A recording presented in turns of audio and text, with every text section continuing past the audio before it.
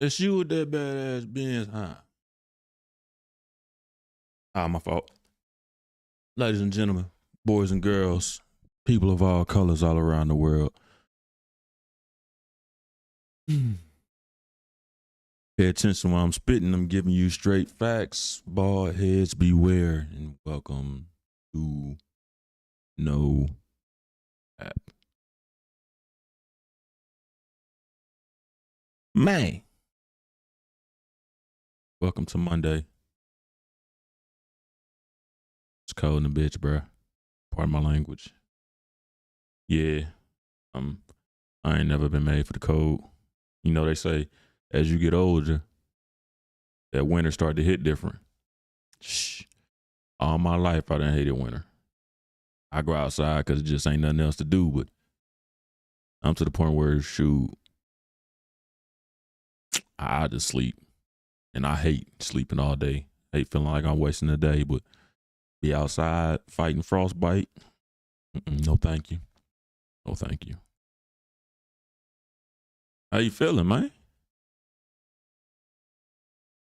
I try to small talk about what day it is just to keep up socially with folks. I know a lot of folk live that rat race, that Monday through Friday, 9 to 5. But to me, shit, every day the same.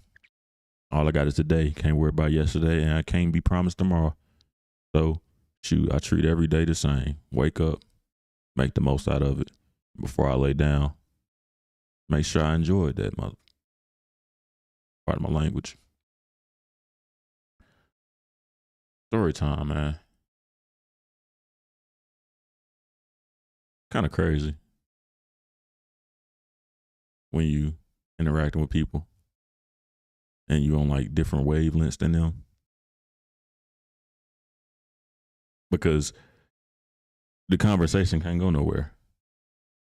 It's either you got to dumb yourself down to meet them where they at, or you got to like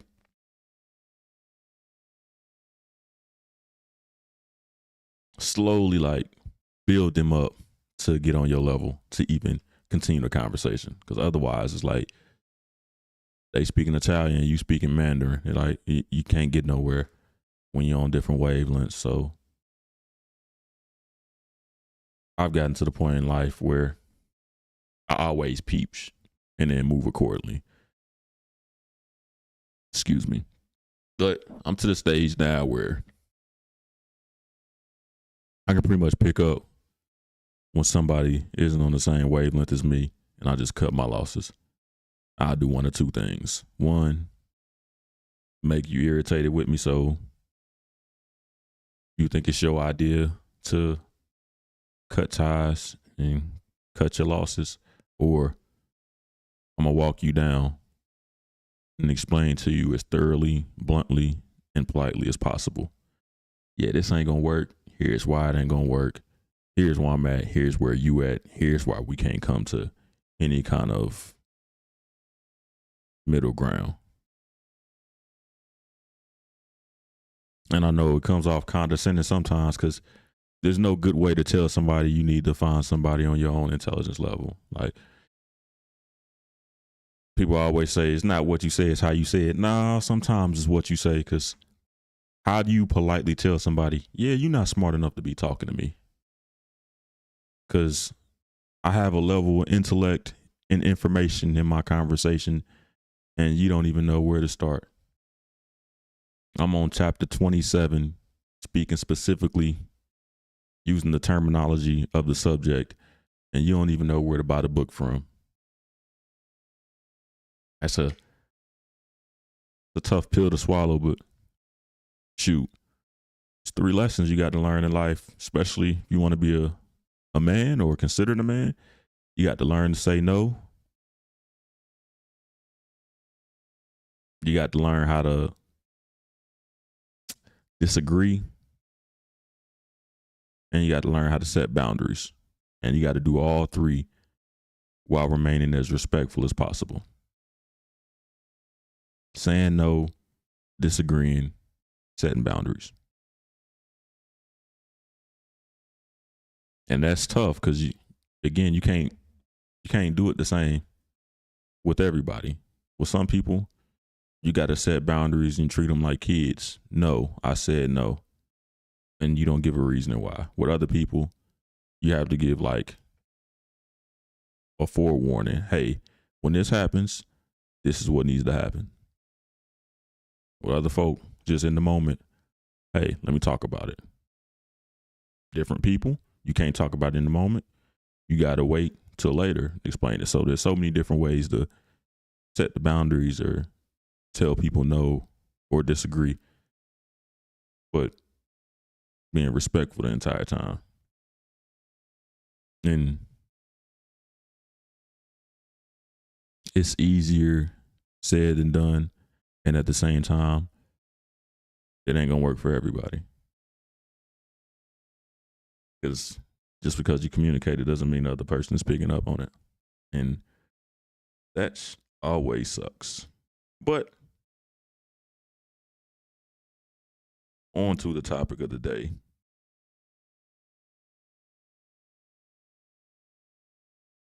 D9, Freemasonry, secret societies.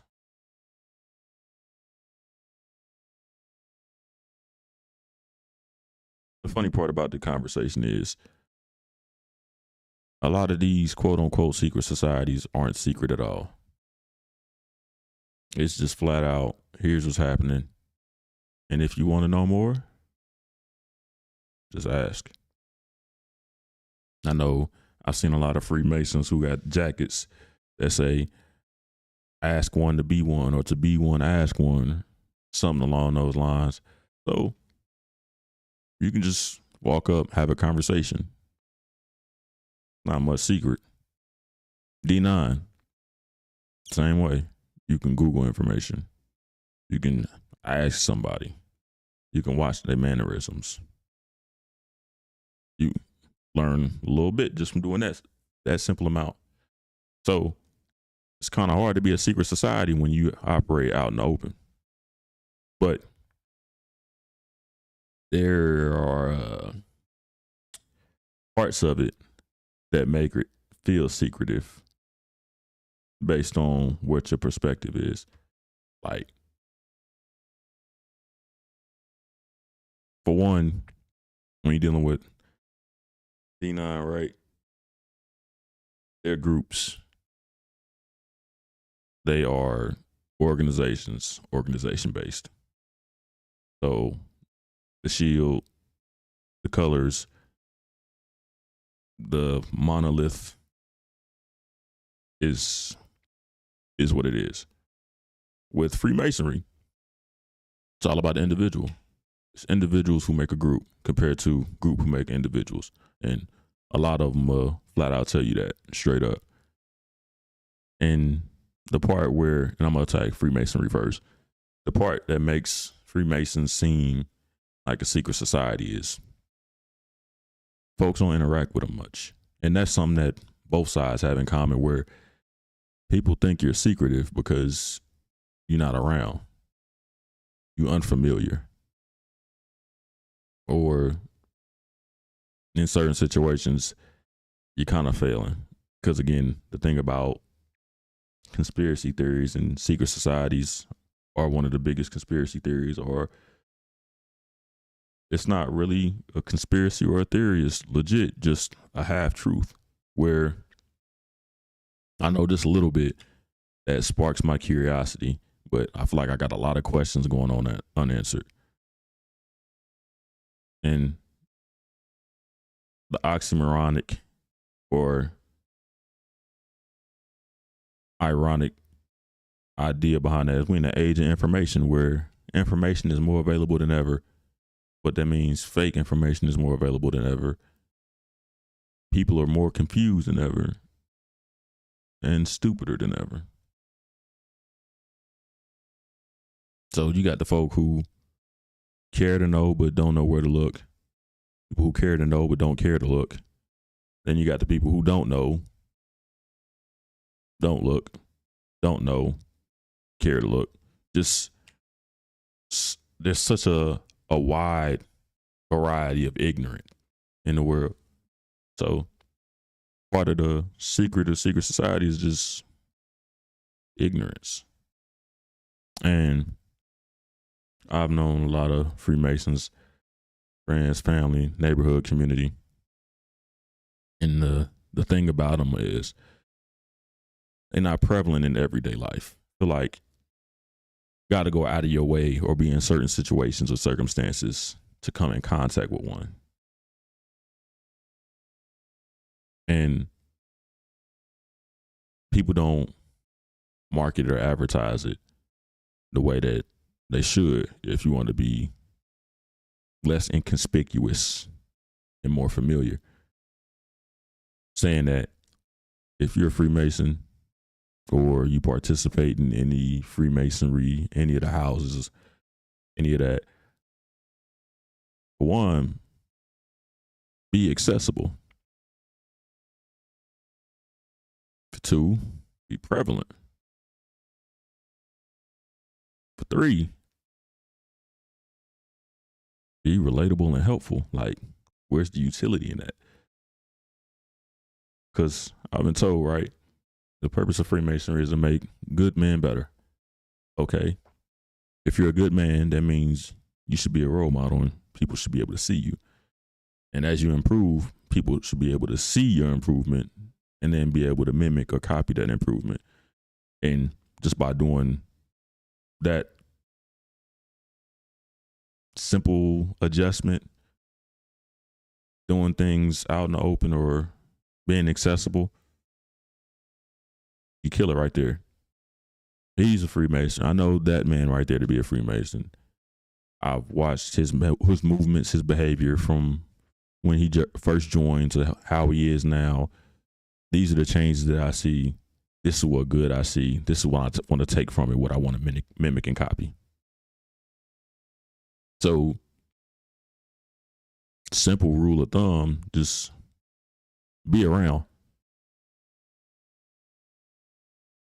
That's the big argument with terrible parenting in the education system right now. Is the main problem folk are having is I'm going to mimic the behaviors and learn from who I'm around.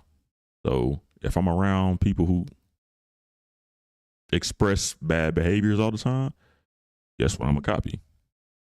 If I'm around stupid people all the time, guess what I'm going to copy?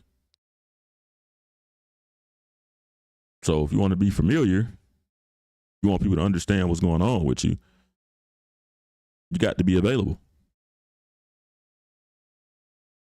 Should be simple enough, right? Not really, because the problem you get when you available is now you got to make it make sense. Why do I care? What do you have? What are you doing? What are you showing that's going to gauge my interest or it's going to garner any of my interest?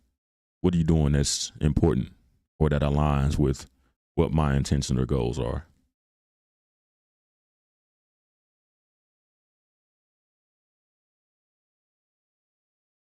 You got to answer that. You're doing all of these things, but what's that going to do for me? What are you doing for me? What will you allow me to do that's going to do anything for me? Or is it just charity work? Might seem selfish, but at the end of the day, you got to show that it's beneficial at some point in time, and good vibes only get you so far. Need substantial evidence that this is going to be an improvement to my life. Simple as that. And it's kind of easy with Freemasonry, right? Because it's been around so long. It's just like, we know a little bit. Know enough to know that you're real. Picking up hints and clues along the way, but who knows? And the problem with Freemasons and the ideology of them being a secret society is when you isolate yourself and you not available. So the flip side of being available, being prevalent and being useful is when you're not available, I don't know what the fuck you're doing. You're still operating, you're still interacting with folk. But now when you're interacting with folk, what are you doing? Who are you doing it for? You go from having a macro effect to a micro effect where even if you are improving yourself or if you are making substantial changes, it's only visible to this small amount of people in these small amount of environments. And there is no greater good to it. It's just incremental changes, incremental improvements that don't branch out. They don't become infectious. They don't spread. It's just, for me and mine, here's what the move is. And that's what gives credence to the idea of secret society, because say you having a barbecue, something simple. There's a difference between publishing on Facebook, putting flyers out in your community, publishing it on X, everybody still calls it Twitter, Snapchat, MySpace, Urban Chat, Farmers Only, Christian Mingle, in your churches, Instagram, spreading it as far as you can, to just tapping the person next to you and going, shoot, we're grilling tomorrow if you want to come. Hey, tell the person next to you. And it never leaves that room. It's the same with all the other important conversations. All you doing is tapping the person next to you. And when you tap the person next to you, what's it getting you? Where is it getting you? And that gives credence to secret society, because you're doing a poor job of marketing. And even if you have nothing to market, what's your place in society?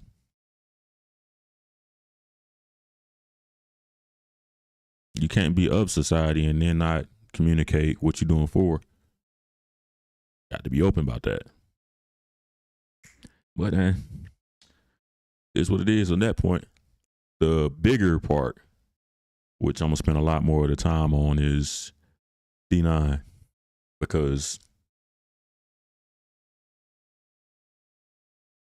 Freemasonry, because of how it's structured, where it's individual based, that comprise, or it's a group comprised of individuality. So what this man needs to work on isn't the same on what this man needs to work on. So they're all working on themselves within the group.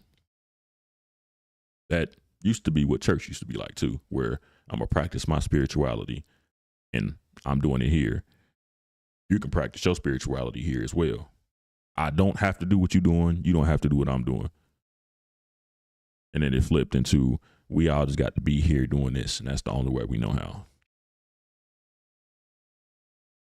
The D9 is the other way around, where it's all about the group, baby. It's all about the tuba, shouty. The group come first. We don't, individuality is not important in D9. The shield comes first. The letters come first, which make the conversations about it a little more complex. Because even though it's all about the group, the individuals in the group change. So the group, by simple logic, is going to change. We got 10 people on this basketball team. The name of the team is going to always be the same. But if we got a different 10 people, it's not the same team. The name the same, but everything else changes. It's the same with the organizations. And that's where a lot of the problems come from. Because D9 fraternities and sororities, they, at some point along the line, they lost their purpose. The letters are still the same. The shields are still the same. But the individuals change. So by default, the intentions are going to change. The goals and the focuses are going to change. So the behavior of the entire group is going to change. if you go back to W.E.B. Du Bois versus Booker T. Washington, there was a big argument in the black community, whether it was W.E.B. Du Bois' side, which was for education, or Booker T. Washington's side, which was for trades and skills. Both of them were arguing for the same outcome, but different routes. Booker T. Washington, we need more skills and trades. We need our people to be more useful and connected to the foundational structuring of the country. Because as long as we have these skills, we'll always be able to provide for ourselves, and then we'll play a paramount role in what direction the country goes in. So we'll be acquiring resources. Of course, we're going to be educating ourselves to some degree, but we need the resources in order to grow as a people. The W.E.B. Du Bois side was, we need more degrees. We need more learned people. We need more people who are educated. That way we can acquire more knowledge. And as long as we have the knowledge, then we can place ourselves in the prominent positions to gather these resources. But for both sides, the whole point was gather resources, bring it back to the community. And of course, for anybody who knows Black history, W.E.B. Du Bois basically won that debate. And Black America invested heavily into education. And out of this push for education, the D9 fraternities and sororities popped up, because we see the other Greek letter organizations and we see how they're coming together for a common cause and bettering their community, the individuals, and the environment they're in. We want to do that, but remember, we're a part of this movement where education means gathering resources, gathering information, and bringing it back. So we're finding these Greek letter organizations, but our purpose, always, we need to gather resources, gather information, bring it back to our community. So we want a prominent Black colleges.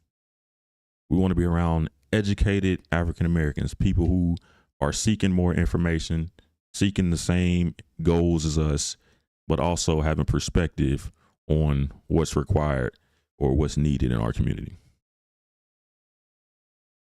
Easy, like that's a premier position, because when you're in education, you're gonna have to bump elbows with other people who are in education.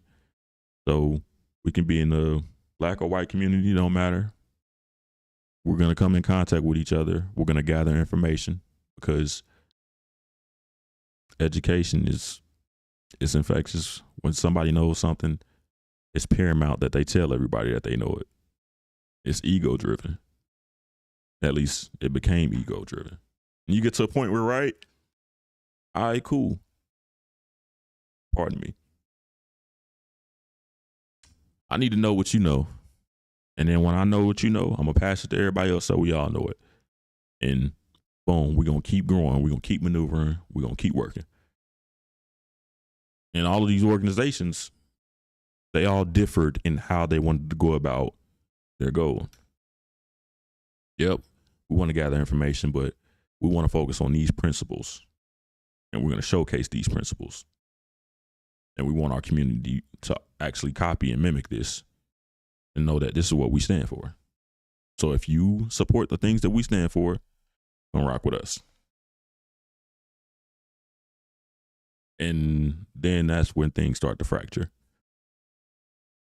And at some point from the beginning of where all the educational intentions came from and what the original goal was of the movement, it turned into competition, because they got their org, we got our org. Don't join them, join us. And you lose the plot. We're all supposed to gather resources, so we should be working together. You gather those resources, we gather these, we come back, we collaborate, we share notes, we pass that on to our community. But another organization pops up. They stand for something else. Well, shoot, they don't want to join us, they don't want to join them. We don't want nobody joining y'all. Another one pops up, and another one pops up, and everybody fractures. where you fast forward to today where the plot been lost for I don't know what happened, at what point it officially, the baton got dropped. I ain't been alive that long to know. But at some point, folks was just like, yeah, we got to show that we the number one to work. That became the ultimate goal. Not let's gather resources, let's gather information, let's pull it back to our community. How can I show that I'm better than them? Fraternity side with men and sorority side with women. The competitive nature overtook the good intentions of the organization. And not just hearsay, you see it in behaviors. I'm big on watching actions, watching behaviors, watching processes, because it's one thing to understand somebody's intention, and it's another thing to watch their actions. Because if your actions don't match your intention, then your intention, that can't be the right one. What you do should showcase what's important to you, or it should support it. If it don't, that means you're either going in the wrong direction or that ain't really what's important to you. And it's tough when you're dealing with it because a whole lot of different things pop up that don't make sense, right? So these organizations are supposed to be for the Black community, betterment of the Black community, being beneficial to the Black community. Remember, there's conversations about secret societies. You can't be secretive and be helpful to the community. They have to know who you are, understand what you're here for. And if they don't, that means at some point you fucked up. You should be familiar. Like, imagine emergency services trying to show up to your house and you know who the fuck they are. That'd be a lot. There'd be a lot of problems. Ambulance show up and you don't understand why they there or who they are or what they are. Police show up, same thing. Firefighters show up. And these are emergency services, so there's a problem. And you don't understand, you can't correlate their importance to your livelihood. You're gonna have a problem. And it's the same where you're dealing with D9 in the Black community. Me personally, again, grew up in Indianapolis. I didn't hear D9 until junior year of college. Knew nothing of them, nothing about them. At no point in time had they had an impact on my life.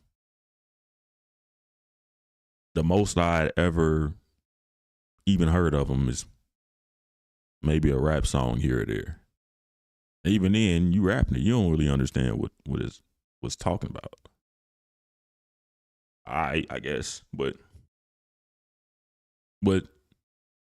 so how important do you think they were to my community? If I'm walking around, living life, this environment, this place, that place, never coming in contact with nobody. Or if I did, them not acknowledging themselves, announcing themselves, or it just simply didn't matter.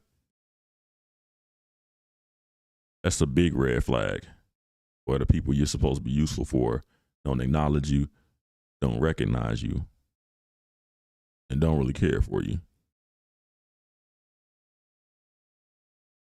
telling you that the worst position to be in is to be superfluous.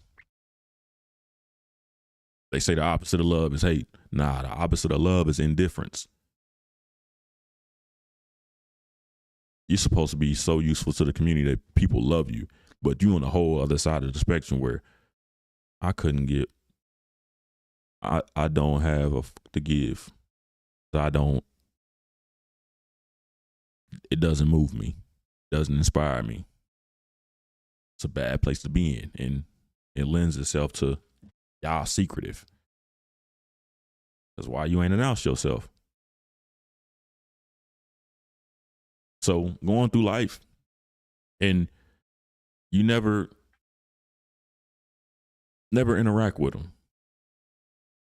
It's a college-based organization, but remember, it's college-based to be useful in the black community. The difference between the white fraternities and the black fraternities are black fraternities continue after college. Grad chapters. White fraternities, they just send the money back to the undergrad chapters and they invest in them so that they can improve and they can have a better situation than the one that came before them. The black grad chapters goes back to your purpose. This is something that you're initiated in college, but you continue after college because you're supposed to take the information and the resources back to your community.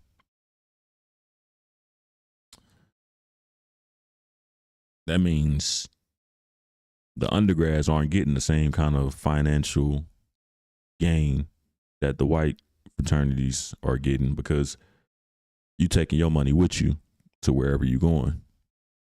And you're not going to have the same amount to give back because you still need it.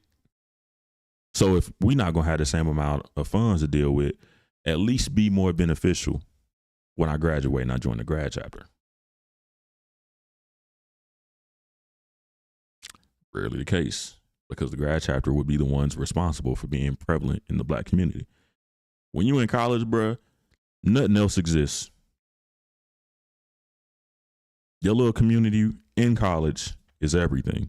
Even when you go back home, you back home for a certain amount of time. You got a deadline where you got to clock back in and mentally check back into that place. But even when you at home, you're not even everywhere at home like you were before you left. When you in college, like you locked in. You can leave and mentally still be there. So how helpful would you be when you trying to figure out life and you mentally locked into this place? How useful would you be to your community back at home? You ain't got no resources.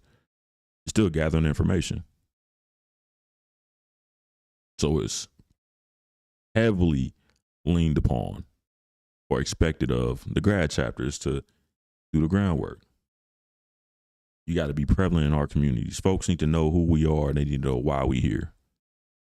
Then when they graduate, you need to make sure I have a space to make myself useful as well. Allow me to gather this information that's still fresh in the front of my mind and be able to impart that wisdom and that information on as many people as possible.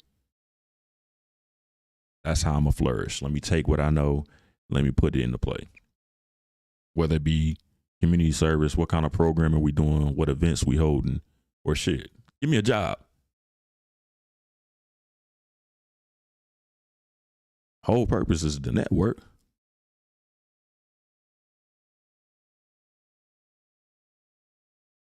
The information and the resources are supposed to go out to our community. The reason I joined this organization, because you're supposed to give me the best opportunity to do that. Simple. Enough's fail folk, though. For as many members that have joined these organizations, the impact isn't felt. Part of the problem is because, again, it's group-based, not individual-based. Let me explain that, right? So you're group-based, right? The entire organization has to move in a direction in order for these things to be prevalent, or I'm going to use the word prevalent heavily because it's crazy how many other African-American, what percentage of the black community actually understands who D9 are.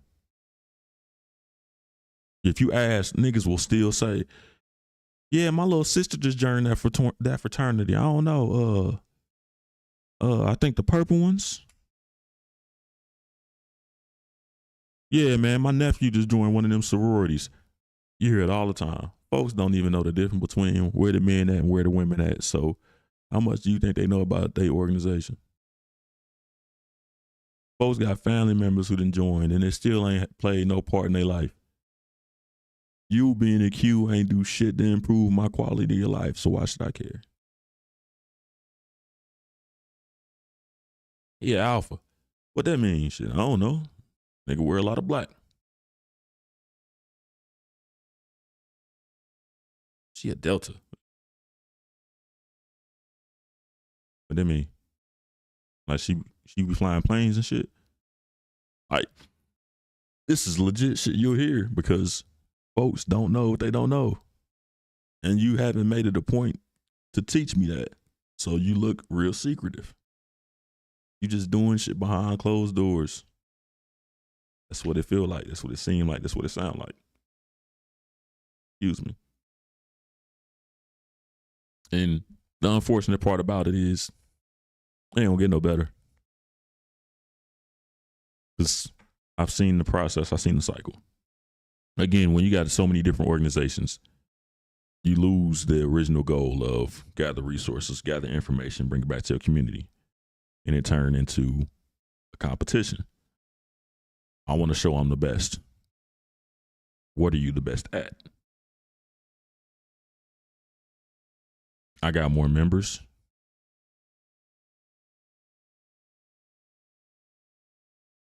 All right. We win more step shows. That's what's up. We gave out more scholarships. All right. Our members are the most recognizable. That's the big one. Social media age, everything's about attention, but there's no intention. Because again, majority of the community don't know you. So even when you advertise, and you only advertising amongst a small group of people. The only folk who really care about Greek life are other active Greeks. So what's the purpose of that? And folks are leaning heavily into we need the most recognizable members.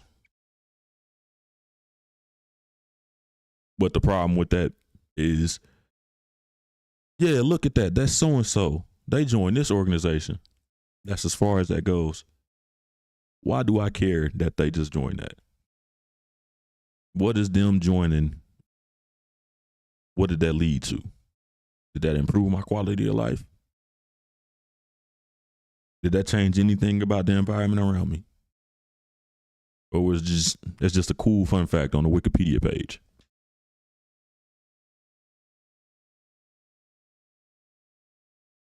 Rhetorical questions. But, I mean, what can you do? It's a group. That means there is some kind of structure. And unfortunately, Black people learn structure from, I ain't gonna say it. Same initials as YouTube, but they learn the structure from them folk. So that means they gonna behave like them folk. And the problem with behaving like them folk is it really don't lead to the improvement of anybody's life. Them folk move like the only thing that matters is right there. And we can't move like that because the whole purpose of these organizations is we fractured. It's a lot of people who don't have that, don't have nothing. They don't have these opportunities. They cannot reach or aspire to what you are right now. So it's up to you who joined this organization, went to college, got your degree. It's up to you to build that bridge for them people to be able to get there. Folks stopped doing that, focused on the competition. So the bridge never got built.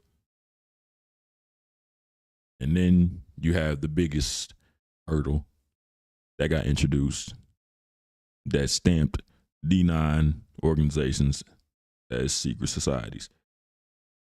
The elitist mindset, because the whole purpose of you doing that was to come back and build that bridge so we all can be connected and we all can keep progressing.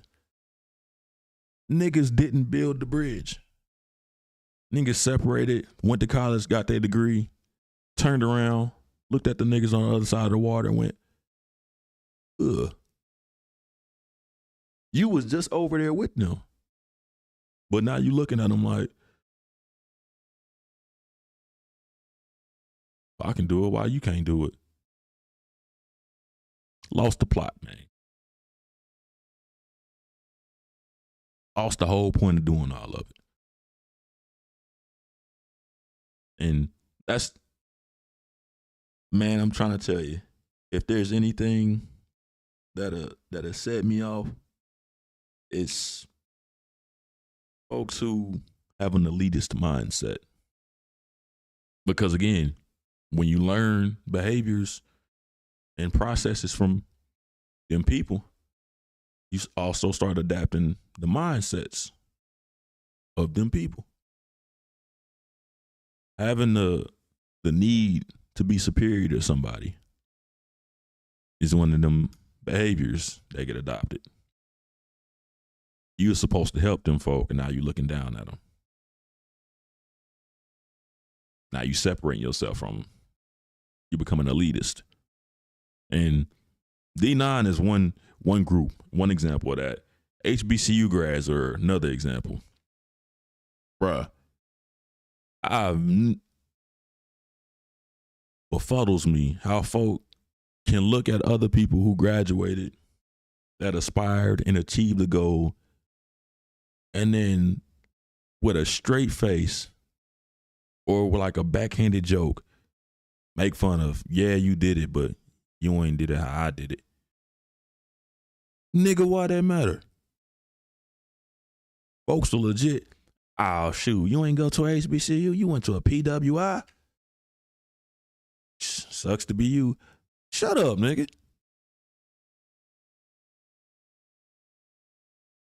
I did what made sense for me. My goal was to do this. I made the steps. I took the steps. I achieved the steps. How you gonna nitpick about how I did it? That's some boy. I try to uplift black people at all times, but man, hey, when D9 folk look at you like that, like, you not Greek? Ugh. Or HBCU folk look at you like, shit, you ain't go to school where I went to school? Ugh. You niggas done lost the plot. You done lost the whole purpose of doing the shit. Because the goal was not everybody go here. The goal was acquire your information, acquire the resources, bring it back. But when the elitist mindset kicked in, shit changed. Because folks are still gathering resources. They still gathering information. The problem is, again, folks not working on building that bridge. That bridge back to the black community is not there. These organizations have been around 100 years. In 100 years, you have not established a bridge back to your community.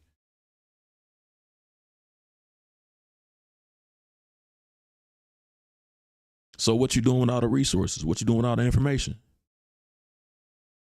They sharing it amongst people who have already crossed over the water.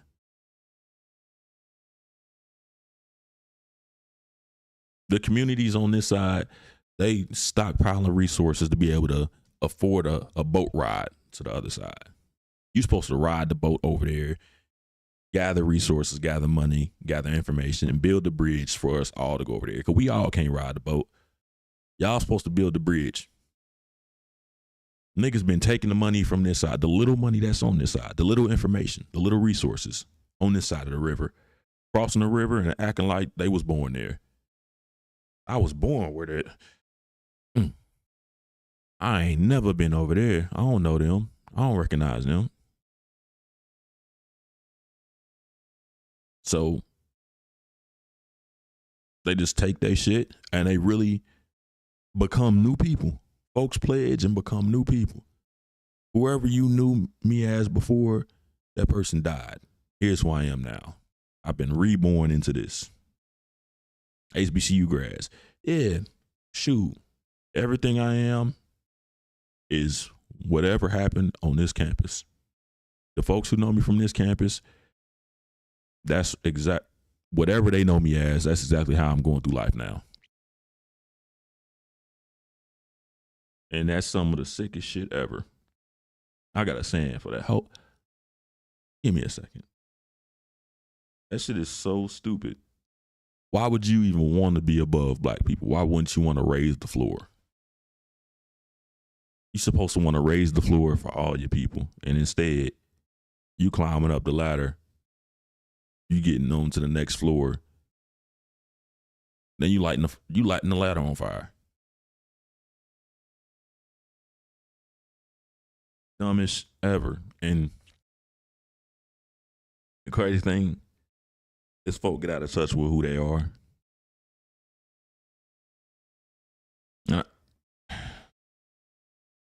It's frustrating, boy. I'm gonna try to stay chill, try to stay relaxed, because I haven't lost the plot. Understand why all this is working for.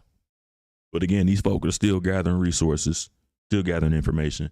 But again, they're not sending it back over. They're not building the bridge back over. They're not making any steps to the promised land.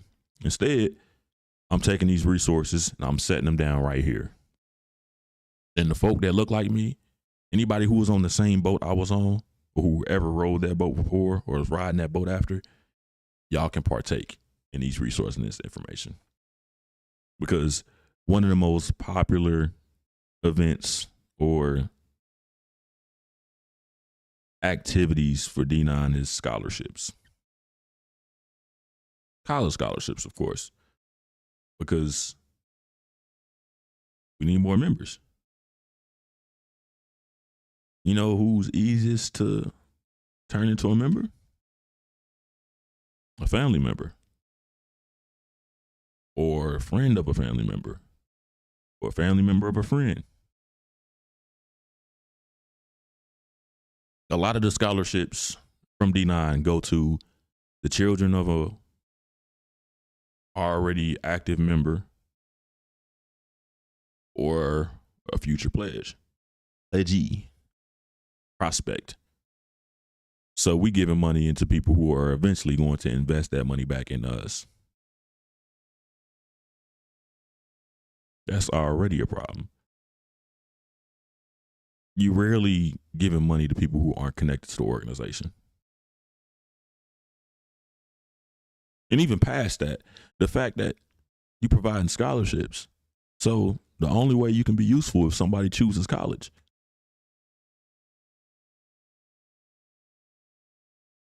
The funny thing about that is there have been studies done recently that DEI, of course, and pre-DEI,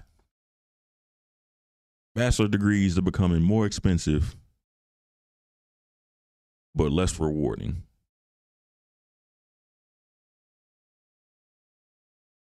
More black students are going to college. Less jobs are requiring a college degree or a bachelor's degree. So we pulling more black kids into a situation that isn't very useful. Meanwhile, on the other side, America is short hundreds of thousands, maybe millions of trade and skill workers.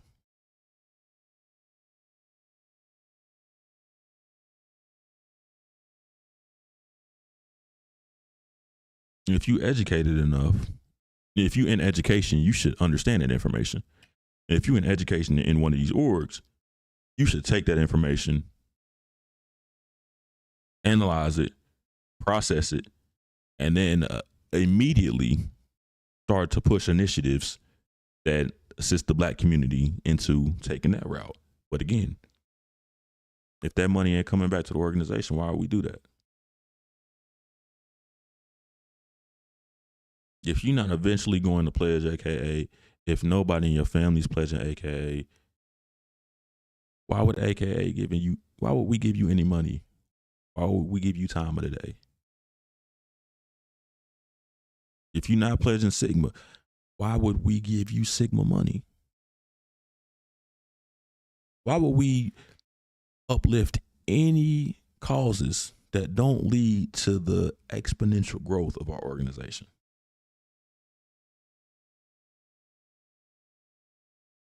Because your priorities are off. The growth of your organization is supposed to be a symptom of you doing work and being prevalent. You being useful to the Black community will lead to the Black community lending itself to assist your organization. You putting your growth before utility lost the plot. Another example, America, man, you copied them people's processes where the money mean everything instead of keeping the main thing. And when you start chasing the money, you're going to lose a little bit of yourself, a little piece of yourself at a time. You're going to lose a little morality. You're going to lose a little purpose.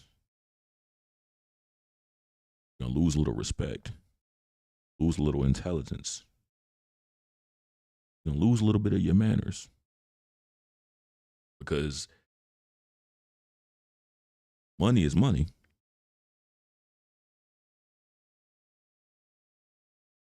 At a certain point, it doesn't matter how you made it, it's whether you have it or not. At some point in time, the money became more important than serving your purpose to your community. And now the only things being upheld and being celebrated are things that are going to lend itself to being profitable in the long run. Self-serving, elitist, selfish, unuseful, superfluous. Leads to a lot of ignorance, which leads to being stamped as a society. Easy to follow, right? You're not doing anything for me. You're rarely ever around me. The only time you have any interest in me is if I show interest in becoming one of you. If I show no interest in that, you show no interest or investment in me. So you don't share any information with me. You don't share any resource with me. You don't even care to be acknowledged as a part of my community.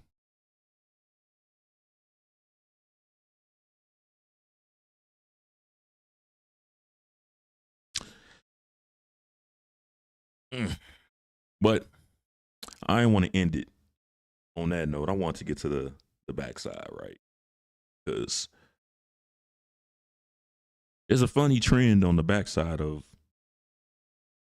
D9 and Freemasonry that HBCU grads don't tend to have. Because once you graduate, you've already been stamped. You have that degree that acknowledges that you went through this experience. You no longer have to prove it. And because of your lifestyle and because of how life goes, you have to provide for yourself. Your career path will be shaped and determined by where you went to college. So it'll always be a big part of your life. The organizations, on the other hand, voluntary.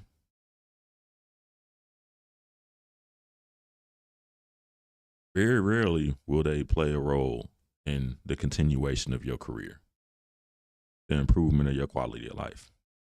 Very rarely. Of course, you're going to find folk who find an example. Well, it did this for me. All right, cool. You the exception to every rule. But for the vast majority, it's not the case. So with these organizations not being as important, they tend to lose a lot of members where denouncing became a thing. A lot of folk, yeah, I joined this organization, but yeah, I kind of regret that now. So I don't want them to acknowledge me as a part of that.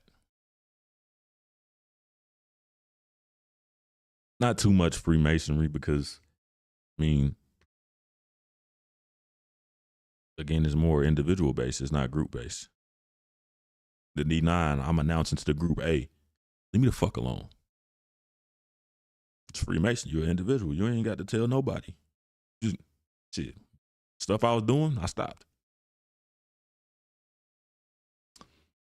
And it's understandable. What purpose do you have in my life? What are my priorities? What mannerisms, what behaviors have I picked up from being a part of this organization? Is that who I want to be? Is that what I want to be recognized as? Does it align with my intentions? For the people who denounce or who leave or stop being active, it's like, nah, not really. So they stop. And the crazy thing about it is, majority of the people who denounce or who step away, they tend to fall back on religion. God just told me that this was not what I needed to do. God told me that I was wrong. Jesus told me in my spirit that this was not the direction I was supposed to go in. I'm being misled. My spirituality, spirit was unsettled with what I was doing. I'm going to get back closer to the Lord. I'm going to lean back heavily into religion.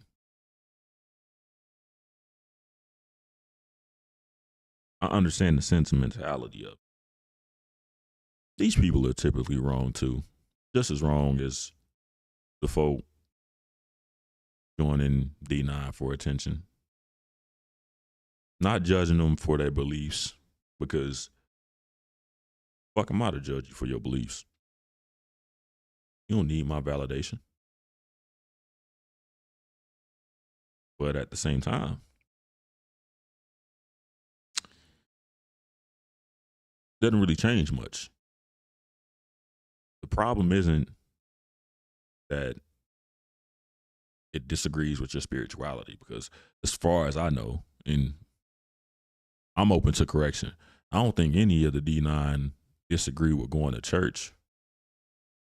I don't think any of them disagree that your spirituality is important. I have never met a single member that said, God's secondary now. Nah, from majority that I met, going to church, being an active participant in church, being spiritual is a part of their responsibility as a member. Need to be godly, godlike, need to be a follower of Christ. Typically seems to go hand in hand. So for folk to go, shoot, joining got in the way of my spirituality, I'm not sure how. Because we were doing this, this, and that, which goes against our beliefs. Those are adopted behaviors that were voluntary. Same way joining the org was voluntary. You participating in any of the ish, that was all voluntary. Because again, the logo is the same, but the members changed. The folk who started, I can guarantee you, your founders and the people who are joining today, 2025, they focus and their intentions are completely different. So the goals and the intention of the organization, or what they were supposed to be, it wasn't what you was doing. You was doing what you just chose to do. You can't blame the org for that. Members of the org might have adopted these bad behaviors, but again, you remember, you can just choose not to participate in that. And then the org will be whatever you say it is. Me and the members of this org, we do not drink. Ain't got nothing to do with the org. Just, that ain't what we do. Them and the members of their org, they get drunk every weekend. Ain't got nothing to do with the org. That's just what they chose to do.